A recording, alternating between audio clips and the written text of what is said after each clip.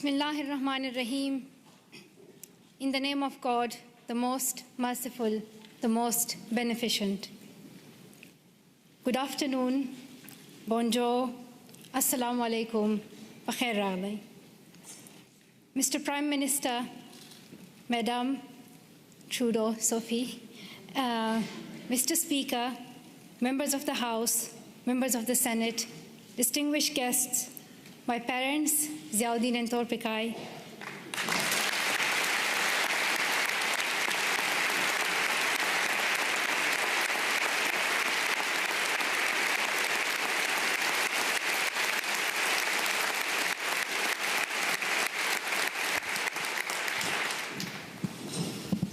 and finally, the people of Canada, thank you so much for the warm welcome to your country. This is my first trip to Canada, but not my first attempt.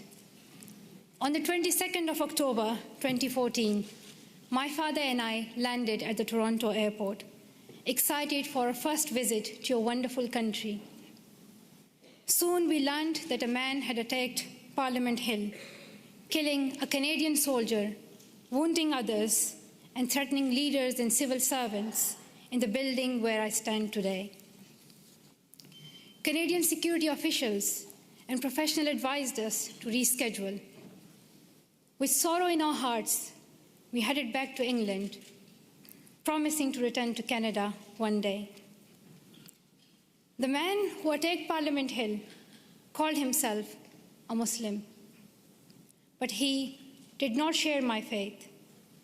He did not share the faith of 1.5 billion Muslims living in peace around the world.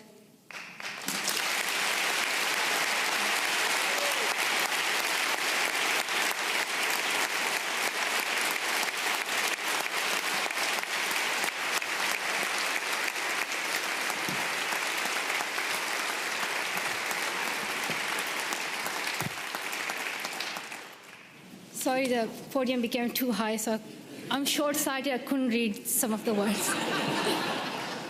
So now I can read my speech. Back to my point that the man who attacked Parliament Hill called himself a Muslim, but he did not share my faith. He did not share the faith of 1.5 billion Muslims living in peace around the world.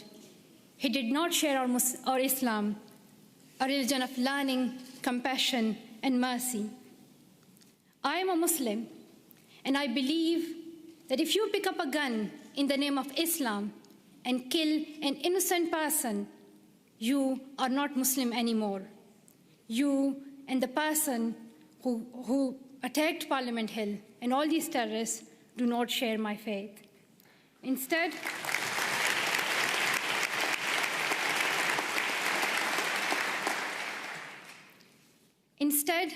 he shared the hatred of the man who attacked Quebec City Mosque in January, killing 6 people while they were at prayer. The same hatred as the man who killed civilians and police officers in London 3 weeks ago. The same hatred as the men who killed 132 school children in Pakistan Army Public School in Peshawar. The same hatred as the man who shot me and my 2 school friends. These men have tried to divide us and destroy our democracies, our freedom of religion, our right to go to school. But we and you refuse to be divided. Canadians, wherever you are born, however you worship, stand together. And nothing proves this more than your commitment to refugees. Around the world, we have heard about Canada's heroes. We heard about the members of the First United Church here in Ottawa who sponsored newlyweds Amina and Ibrahim. A few months later, the family had their first child, a little girl named Maria. The church decided to raise more money to bring Abraham's brother and family to Canada so Maria could grow up with her cousins. We heard about Jorge Salazar in Vancouver, who came to Canada as a child refugee, fleeing violence in Colombia. As a young adult, He's working with today's children, immigrants, and refugees, helping them adopt with the new culture and country.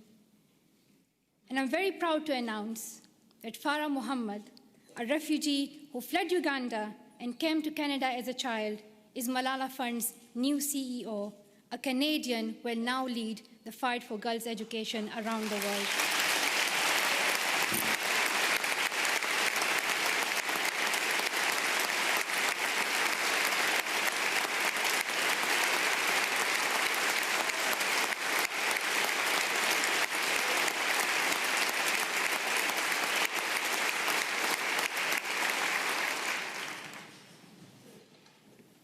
Many people from my own country of Pakistan have found a promised land in Canada, from Maria Topikai Wazir, a famous squash player, to my relatives here today. Like the refugees in Canada and all around the world, I have seen fear and experienced times when I did not know if I was safe or not. I remember how my mom used to put a ladder at the back of our house so that if anything happened, we could escape.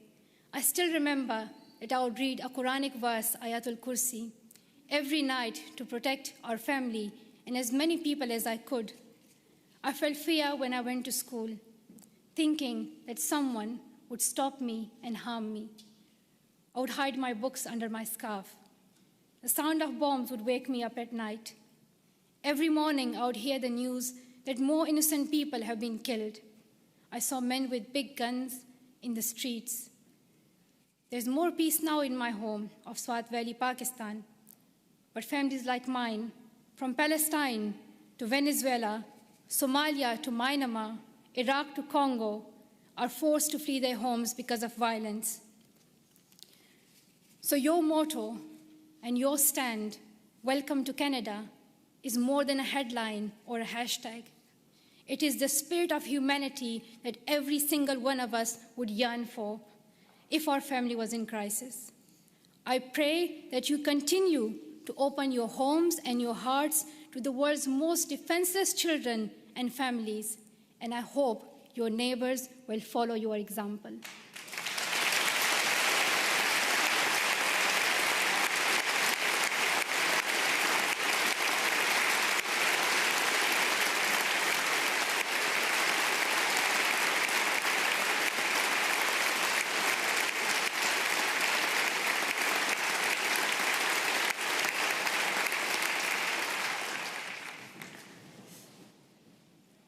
I'm humbled to accept honorary citizenship of your country. While I will always be a proud Pashtun and a proud citizen of Pakistan, I'm grateful to be an honorary member of your nation of heroes, though I still require a visa. But that's another discussion.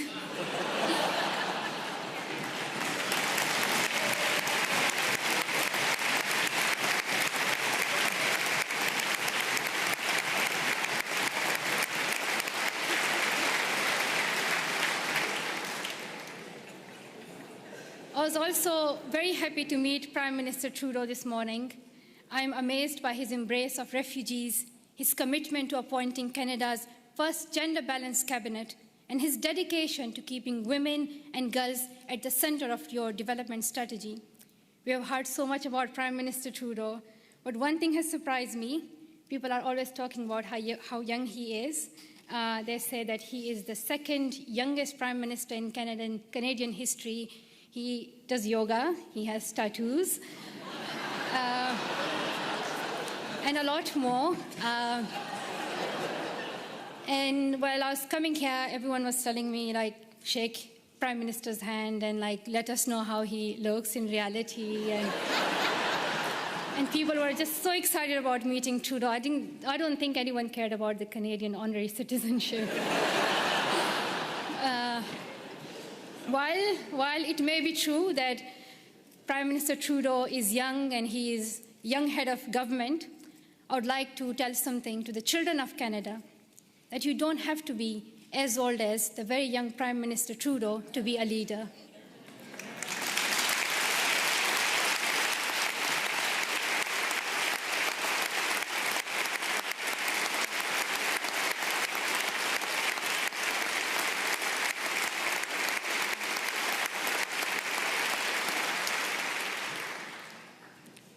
I'm like on still page 7, so there are like a lot left. So if you do the standing ovation again and again, you'll get tired.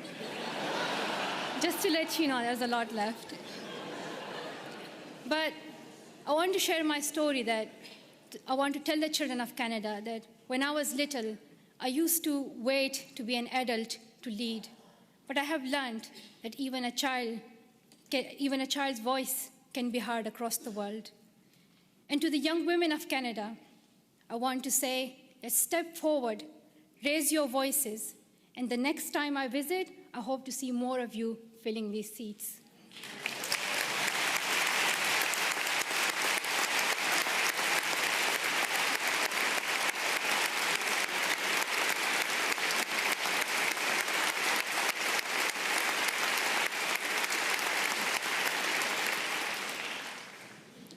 And to the men of Canada, be proud feminists and help women get equal opportunities as men. And to the leaders of Canada today in this room, though you may have different politics and policies and priorities, I know each one of you is trying to respond to some of our world's most pressing problems.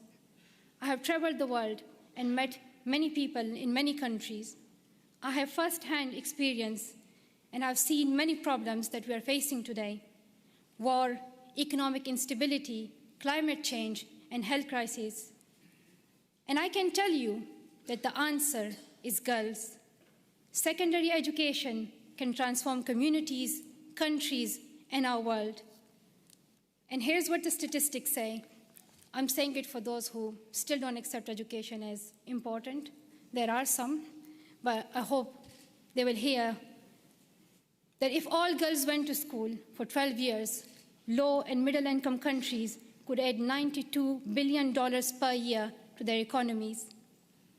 Educated girls are less likely to marry young and contract HIV, and more likely to have healthy and educated children. The Brookings Institution called secondary education for girls as the most cost-effective and best investment against climate change. When a country gives all its children secondary education, they cut their risk of war in half. Education is vital for the security of the world because extremism grows alongside inequality. In places where people feel they have no opportunity, no voice, no hope. When women are educated, there are more jobs for everyone. When mothers can keep their children alive and send them to school, there is hope. But around the world, 130 million girls are out of school today.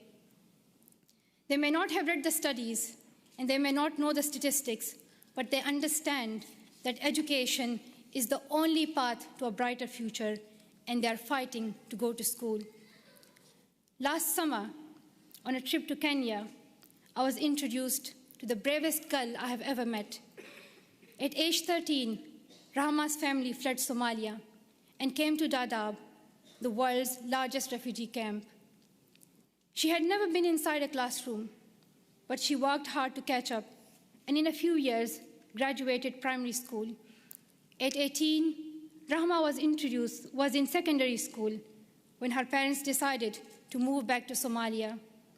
They promised she could continue her education. But when her family returned to Somalia, there were no schools for her to attend. Her father said her education was finished and that she would soon marry a man in his 50s, a man she did not know. Rahma remembered a friend from the refugee camp who had won a scholarship in a university in Canada. She borrowed a neighbor's internet and contacted him through Facebook. Over the internet, the university student in Canada sent her $70. At night, Rahma snuck out of her house, bought a bus ticket, and set out on an 8-day-long trip back to the refugee camp, the only place she knew she could go to school. Through the Sustainable Development Goals, our nations promised every girl she would go to school for 12 years. We promised that donor countries and developing countries would work together to make this dream a reality for the poorest girls in the world. I know that politicians cannot keep every promise they make, but this is the one you must honor. World leaders can no longer expect girls like Rahma to fight this battle alone. We can gain peace, grow economies, improve our public health and the air we breathe, or we can lose another generation of girls. I stand with girls as someone who knows what it is like to flee your home and wonder if you will ever be able to go back to school. I stand with girls as someone who knows how it feels to have the right of education taken away and your dreams threatened. I know where I stand. If you stand with me, I ask you to seize every opportunity for girls' education over the next year. Dear Canada, I'm asking you to lead once again. First, make girls' education a central theme of your G7 presidency next year. Second, use your influence to fill the global education funding gap. You raised billions of dollars and saved lives when you hosted the Global Fund's replenishment in Montreal last year. Show the same leadership for education. Host the upcoming replenishment of Global Partnership for Education. Bring world leaders together and raise new funding for girls to go to school. If Canada leads, I know the world will follow. Finally, prioritize 12 years of education and schooling for refugees. Today, only a quarter of refugee children can get secondary education. We should not ask children who flee their homes to also give up their dreams. And we must recognize that young refugees are future leaders on whom we all depend for peace. The world needs leadership. The world needs leadership based on serving humanity, not based on how many weapons you have. Canada can take that lead. Our world has many problems, but we don't need to look far for the solution. We already have one. She is living in a refugee camp in Jordan. She is walking 5 kilometers to school in Guatemala. She is sewing footballs to pay enrollment fees in India. She is every one of the girls out of school around the world today. We know what to do, but we must look inside ourselves for the will to keep our promises. Dear sisters and brothers, we have a responsibility to improve the world. When future generations read about us in their books or on their iPads or whatever the next innovation will be, I don't want them to be shocked that 130 million girls could not go to school and we did nothing. I don't want them to be shocked that we did not stand up for child refugees as millions of families fled their homes. I don't want us to be known for failing them. Let the future generations say, we were the ones who stood up. Let them say, we were the first ones. We were the first to live in a world where all girls could learn and lead without fear. Let us be the ones who bring that change we want to see. Thank you so much for listening.